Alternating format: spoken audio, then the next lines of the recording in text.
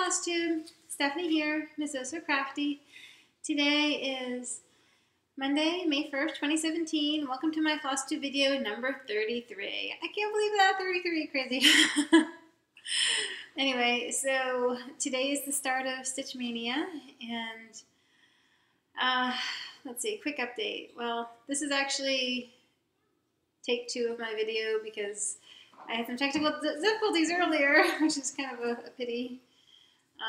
But Oliver's home now, and he is over there eating an apple and watching Puff and Rock on my iPad. So, yeah. I may have to take some breaks to tend to him. We'll see how this goes. So, today I have whips from the last 2 weeks in April, all the stuff from Jessie Marie's Sal, and I have some Stitchy acquisitions, and I have some plans for Stitch Mania. So let's get going. Oh, and I have Q&A too. All right, let's get going. So right after my last video, I was getting ready to work on my Mill Hill Christmas Village. And what I did is I worked on the snow border, which is over here on this side, and then I started the toy shop, which is right next to the tree farm. So with the toy shop, I started at the bottom, the snowy business, and then worked up. Isn't that cute, that little wagon? And I worked on this for 3 days, and I managed to accomplish a good bit. I'm pleased with that. You can definitely see the outlines of the toy shop. And I love how the border's coming out. That is a snowflake pattern in Krynic number 4 braid, color 032. Sort of a silvery white. And this was a lot of fun to stitch. I managed to fit it into multiple days of the stitch along. That was cool. This thing is such a kind of a pain to set up on my...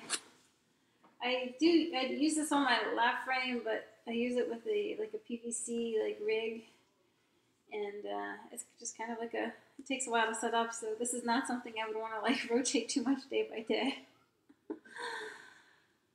Work on this in 3-day chunks, and hopefully 9 days will be enough to get it done. I think it will. Really loving this. It's stitched on 28 count Stormy Gray Jobelin by Witchelt. And each of these is a kit by Mill Hill. This is Tree Farm, that's Toy Shop. The kits come with DMC floss, beads, and perforated paper to stitch them on. Obviously, I'm not using perforated paper. So, that was fun. Right after that, I worked on Titania by Mirabilia. I will insert a pic of what it looked like before. This is stitched on 32 count opalescent Lugana.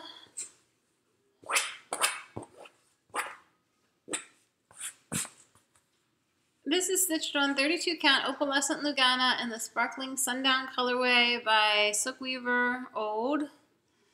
It's a really pretty peachy color, kind of darker than it looks here. So I only worked on it 1 day. I made a good bit of progress though because I just used this one color here, this peachy coral color, coral pink, and I did all the way from down to there to there. So this is near the bottom of the pattern, and that was a lot of fun to stitch. So this is her skirt, and then this purple ribbon here, and then the bustle over here, and then I don't even know what this coral stuff is. It's maybe her slip or something, or I don't know. Elaborate outfit. She's the queen of the fairies, and she's a big girl.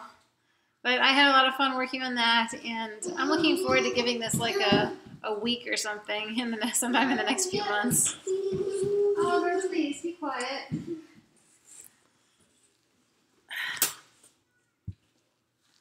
Okay, so after that, I went on my retreat, and my retreat was a trip to visit my friend's house in Pennsylvania. I gave this a day and a half of effort during the Sal, and then I gave it 3 days after. So here's where I am. This is stitched on 28 count Castle View Casual Linen by Silkweaver Old. So what I did this time is I stitched more in the dragon wings, the purple, and I worked a lot on this wing over here, which is cropped. Makes it a bit easier. And I backstitched the castle walls themselves. Doesn't that look awesome? Oh, I love that. It's so dimensional looking, especially check out that center top tower with the buttress and the lit windows. Oh, it's so cool. And then I started working on the dragon neck. So I actually finished all the blue tones. Those are like the underside of the dragon. You can see like the blue down here. And everything left is to stitch on there is green. So it's really not that much. I have to go like around. And then there's going to be some yellow spikes on it, like down here. And there's going to be some ribbons as well. Like see the little ribbons on the tail? That stuff. There's going to be some of them up here as well. If you look and see like the unstitched area in the neck over there, ribbons will be there. Yeah. So this is all done with blended threads and blending filament, and it's so sparkly. Can you see a little bit of the sparkle? Yeah. It's a lot of fun. It's slow going with all the fractionals and everything, but I think it's worth it. Now I'm going to give this 5 days in May, and maybe, just maybe, that'll be enough time to finish. There is a lot more backstitching to do. There are 9 separate instructions pertaining to backstitching the dragon, and they all involve like different metallic filaments and cord and stuff. So I have ordered that stuff, and we'll see how far I get in the 5 days I devote to it in May. I'll have a bit more time open at the end of May, so maybe I'll go back to it then. So close.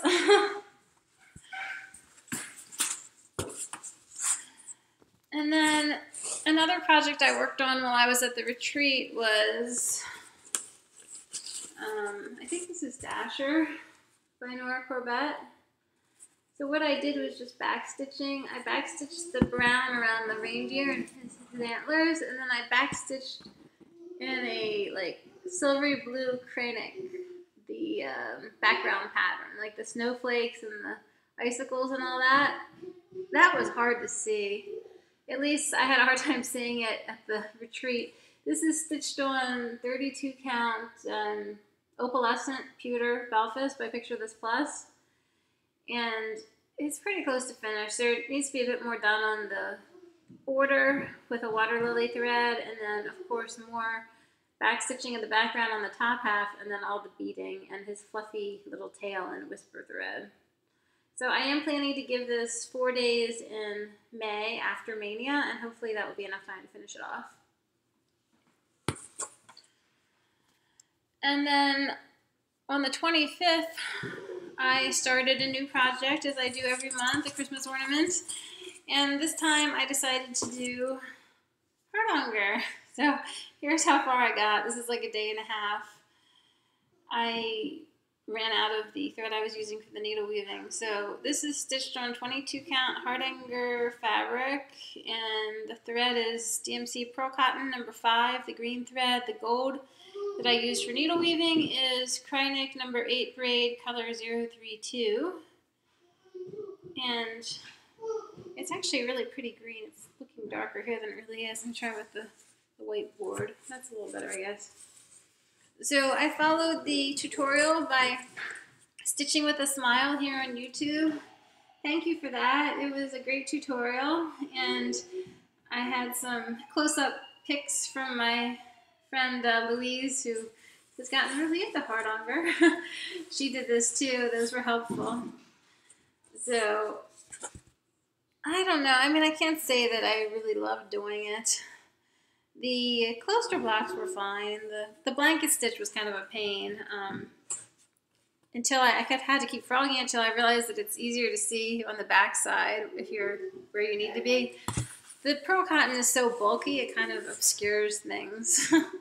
And the cutting and the tweezing of threads was actually really fun. Who knew? That was the funnest part by far. I really enjoyed that.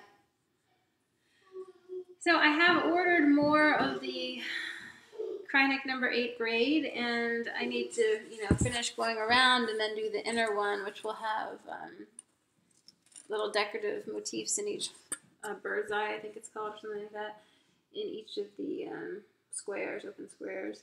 And I think what I'm going to do is add some beads to it in the center, like gold beads, just to like make that part a little fancier. And then I'll have to cut around the edges, and I think what I'm going to do is make this into a Christmas ornament. So put a hanger on it and stuff like that, and back it with maybe some cardstock or something. I don't know. I have to do a little research into how you finish a Hardanger ornament. And then, let's see, one more whip to show you.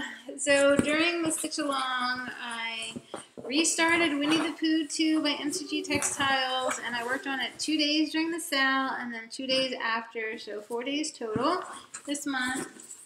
I restarted it using a new fabric. This is 28 count Antique White Monaco by Charles Craft, and the thread is a Candemar, it's DMC that I came up with using a Candemar DMC conversion. So started in the top left, and that is basically tree trunk, tree branches, sky, clouds, etc. This like little gold business down here is like a flower. There's going to be a bunch of French knots on there. This pattern has a ton of French knots. So what I did is I stitched the first 2 columns completely, and then I worked on the 3rd column. It's almost done except for, like, see that little square there? That's going to be 1/1. And then down here, that will be like a blended thread with blending filament. I just didn't feel like doing that. And then I made a little baby start on the 4th column. So I had a lot of fun working on this. I could have worked on it longer. I calculated that the project is now like 5% done. So I'm going to shoot for 25% this year. I won't be giving it 4 days each month, more like 2. So hopefully I can bang that out. And then next year, this will be a finishing priority, and next year's year of whips. So 3rd time was the charm. All right, I will be right back. All right, I had a bit of Q&A from Craft Fun Forever on 2 videos ago. Sorry, I forgot to answer the question in the last video. I hope everybody always feels free to ask me questions. Sometimes, I often answer them in the comments, but sometimes it's more of a show and tell type thing, and that's what this is. So, her first question was about my setup, where I put my pattern when I'm using my scroll frame. She has the same kind of stand as I do. So, this is how I mount my piece. I like to stitch in the well, which means I roll the top scroll towards me, the bottom scroll away from me, and it creates a little ledge at the bottom where I can prop my pattern like so. And then it's right there next to the stitching. Very convenient. I don't have to look back and forth a whole lot because it's right there, and that helps me stitch faster. So yeah, I really prefer to work on paper patterns. I mean, I could certainly prop my phone here, but my phone is a bit, I worry about my phone being dirty, you know. I don't want it to be touching the fabric necessarily, so I prefer to have just like a piece of paper touching the fabric. Yeah, and I like stitching in the well because it also keeps the fabric cleaner, because when you touch it, you're touching the back of the fabric. All right, her next question was about two-handed stitching and parking. She wanted to know, is it possible to park and stitch two-handed? Yes, absolutely, it is possible. That's what I'm doing on Winnie the Pooh. I vastly prefer to stitch two-handed, and I do almost all the time. The Hardanger ornament was an exception to that. I stitched that in hand, and maybe that's why I didn't like it quite so much. Although for like satin stitch and stuff like that, I don't know, maybe in hand is better. Anyway. So this is parked, obviously, all those threads. And she wanted to know, what about the backs that make it really messy? Yeah, parking makes it messy. You can see, like, threads carried down the column. Those are parked. This isn't too bad, just because it doesn't have that much confetti in the chart. I did a chart that was, like, all confetti, a Hade, and the back of it was just atrocious. It all came out in the end. I steamed it and everything, but yeah, while I was working on it, I was pretty concerned. So yeah, parking does make your back messier. It's just, you have to decide whether it's worth it, I guess, to you. I think it does help you stitch a bit faster, at least for me. This kind of thing, full coverage, where you're working, you know, block by block, parking is the way to go. And then her third question was about balancing time between different hobbies, for example, cross-stitch and knitting. So cross-stitching is my primary hobby at the moment, but I do have a knitting project going on, and what I like to do is set myself a small daily goal for knitting, say like 4 rows or 8 rows or something like that, and do that before I get to stitching. So I'll do the knitting, and then whatever time I have left over, I will stitch. So in my case, I'll do like, I aim for about a ½ hour knitting and then like 2.5 or 3 hours stitching. So if you had, you know, less crafty time, say you only had like an hour total, maybe like 15 minutes of knitting would be good, you know? So I think that, you know, helpful just to do a little bit every day, and you may not feel like you're doing much, but it will add up over time and you will see progress. So that is how I do it. All right, thank you for those questions. Craft fun. I hope that I answered them to your satisfaction, and that's it for now. Okay, so, all right, so I mentioned that I drove up to Pennsylvania to my friend's house. On the way, I stopped at the Stitching Post in Catonsville, Maryland, in LNS, and that place was pretty amazing, let me tell you. It's huge. It's like 3,000 square feet, and they have like divided into like separate areas with like room dividers kind of, and there's tons of wall space, and it's like full of models, like, and they just have patterns galore and every thread you can imagine, and tons of fabric. Oh my gosh. So one of the things I got there was this. This is 36 count Edinburgh by Picture This Plus Haven. Really pretty color. It's not coming out quite right, but it's like just a brilliant sky blue, basically. Really pretty. They had tons of Picture This Plus there. They had some of the new colors like Vesper, which is this really pretty like minty sea green, and they had oak wood, I think, or something like that, which is like a gorgeous brown, kind of neutral. I would have bought a heck of a lot more had budget been no object, let me tell you. So I did get some more fabric though, just little scraps. This is 28 count Jobelin in black, like an ornament scrap basically. That's what I got it for anyway. And this is 32 count. I think this is linen. It looks like linen. Sort of a blue spruce color. I'm planning to use that for little ornaments. I can show you. These like snow baby type ornaments. Aren't those cute? I can probably get like 2 or 3 on here. And then I got this little scrap of 32 count light mocha. This is linen as well, and this will be for ornaments.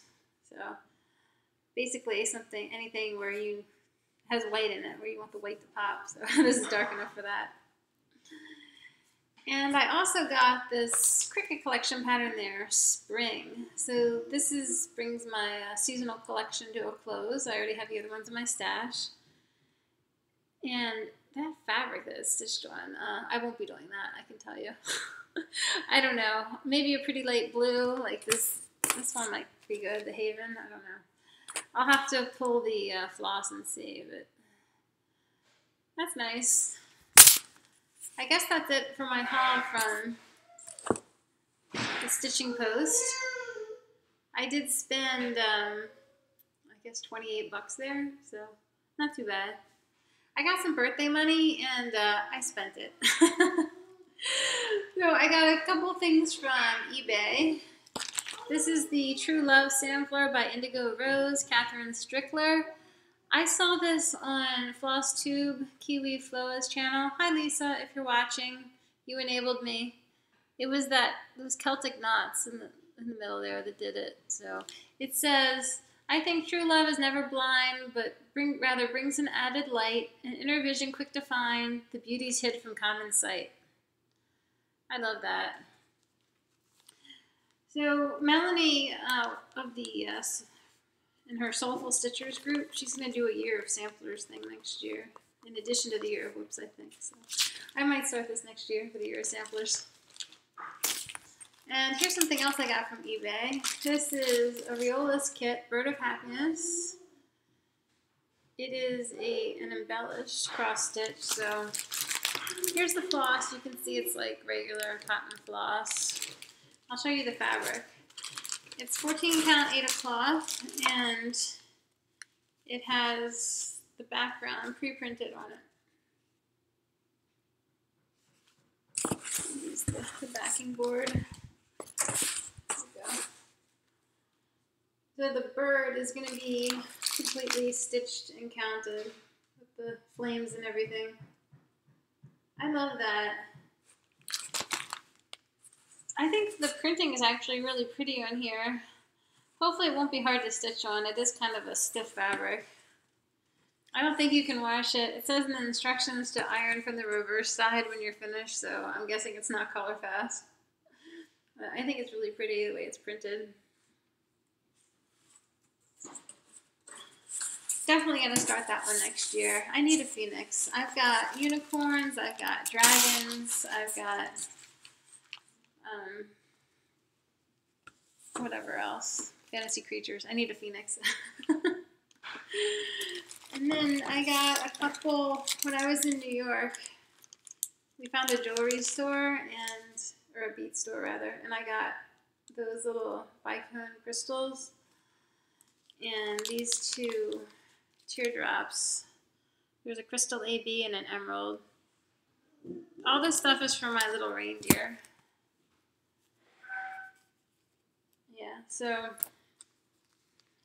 these were like $1.50 per, which you can definitely find them a lot cheaper online, but it's still a lot cheaper than Mill Hill, which wants like $3 for each of these. So yeah,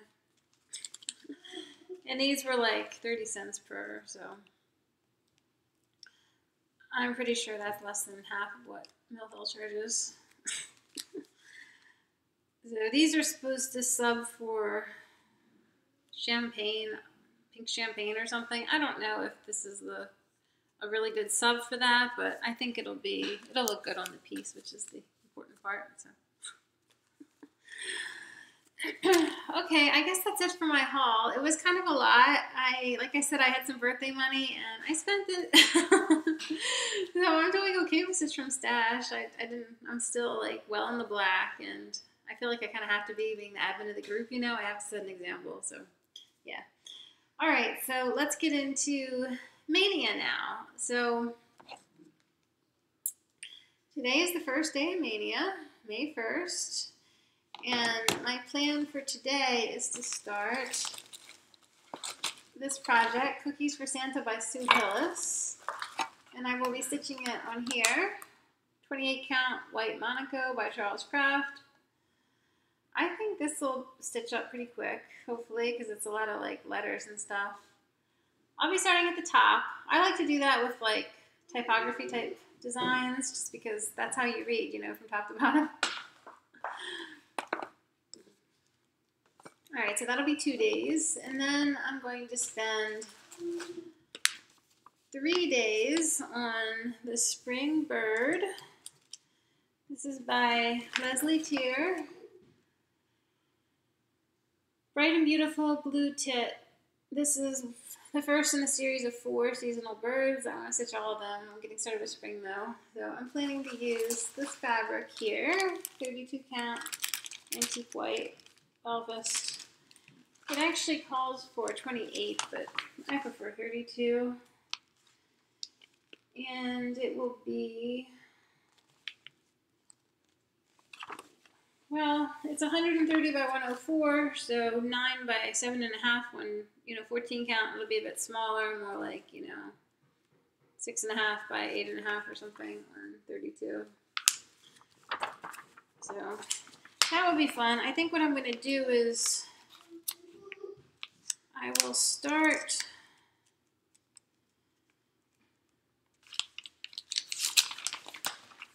in the middle and work on the flowers. There is a Mayflower stitch along going on in my group, Stitch from Stash, so it'll be nice to work on that.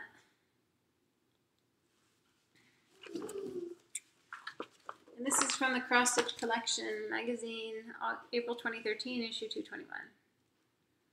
The one with Joan Elliott's Victorian Lady, which is also on my to stitch one day list. See, the thing about stitching a series, as you may know, I'm working on Joan Elliott's Elemental Goddess series. I've stitched Earth and Air, and I'm working on Fire now, and then there's Water. So I feel like once I start a series, I have to finish it. And then after I finish the Elementals, there's 2 more series I want to tackle. One is the Fashion series, of which this is one, the Victorian Lady.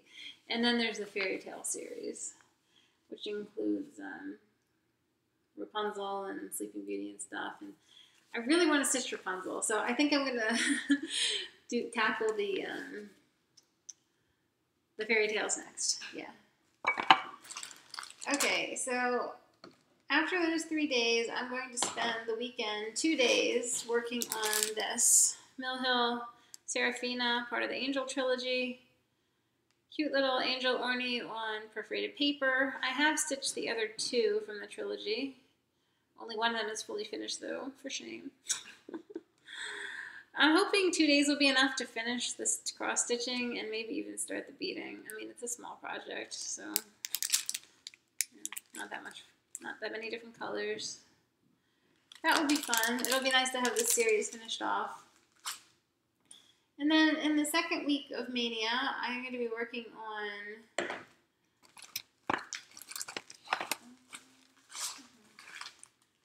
I Am a Stitcher by Cherrywood Design Studios. I'm planning to give this 4 days, and I will be using this fabric here, the Haven, by Picture This Plus, and using these flosses. So purple, blue, green, red, and then that whitish one for the, I don't know if you can see, but there's like a flower kind of in the background there. Oh, I'm really looking forward to stitching this. It says, my need to be creative to see the design come to life, watch colors unfold on linen, never a day complete without needle and thread, a connection to the past, a gift for the future, a talent no one can take from me, I am a stitcher.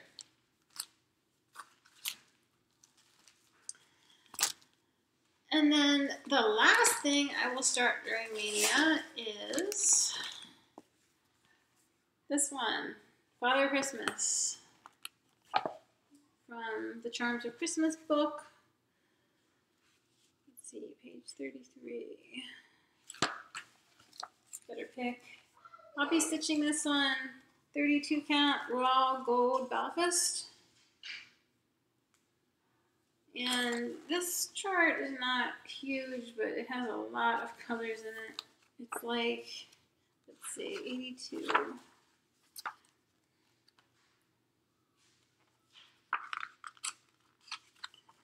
And the stitch count is 130 by 176. It'll work out to be 8 by 11 on 16 count. So I'm really looking forward to stitching this. It's been on my wish list forever. I will have to source those charms. You can see there's like a ballerina charm and a wreath charm and a nutcracker charm and whatever else, other stuff. I do know of a good online shop to buy charms. At least they were when I needed them before, so perhaps I'll be able to use them again. Okay, that's it for plans, and that's it for stitching. So if that's what you came for, thank you so much for watching. I do have some knitting to share though, and well, I've been working on my Shakespeare in Love and working on the sleeve, but I don't have it handy, so we'll save that for next time. I guess I'll just share the top that I'm wearing. Let me move the camera, hold on. Okay, so this top, the pattern is called Alice, and it's by Katia Wilshire via Ravelry download. It's lace. I'm going to do a weird like lean back here so you can kind of see the pattern. Yeah. It's like a geometric lace, and it's got like a ruffled bottom and ruffled sleeves. There's the back view. So I knit this in Elan Luna. It took 10 days back in April, May 2011. Elan Luna is rayon and cotton. It's kind of splitty, but that's kind of par for the course with that blend of yarn, but it makes up for it with drape and sheen, so not too bad. Gauge of 5.5 stitches per inch from US 4s. Knit the 34-inch bust size, which is a little bit of negative ease on me. You kind of need negative ease for something like this, otherwise you would just fall out of it. I was kind of falling out of it in the back. The back was really loose, so I did some like single crochet to tighten up the back neck. Other mods, I did short row bust shaping. I sewed down these ruffles a little bit on the underarm just to provide like more coverage there. I shortened the whole thing so it's 14 inches from underarm total, which is fine for me. And I like to avoid things, tops hitting me like on the widest part of my body. Yeah. So my favorite details of this are the ruffled edges and the deep square neck. And of course the lace pattern, really pretty, the geometric lace and everything. See on the side there. It was some serious lace knitting though. I mean, it's true knitted lace with, you know, patterning on both sides. I think it was like a, 30 row repeat, and they were just like 2 rest rows and all that. I never did quite manage to memorize it. It was worth it though. I really like this top, and I love the color that I knitted in, this midnight sky color. It's just such a girly, like frilly pattern, you know? I wanted a dark color to make it a little bit more like goth glam, you know? So that worked out, I think. And this pattern is called Alice, which between the name and like the style of the thing really reminds me of Alice in Wonderland. And if you've ever read the books, they're dark, you know? They're kind of dark stories, and it's not like the Disney cartoon. Alice in Wonderland. So yeah. I'm happy with how this came out, and it's a really nice like summer sweater or top or whatever. Kind of like a tank top shell type thing, you know. Okay, that's it for my knitting. Thank you everybody for watching. Thank you so much for subscribing, for commenting, for liking. I love you all, and I love reading your comments. You guys just always brighten up my day. I know I say that a lot, but it's true. And I love interacting with you, and looking forward to meeting some of you in October in Austin. So happy stitching, everyone, and I will see you in a few weeks and give you a wrap up of all my Maynia activities. Ta-ta!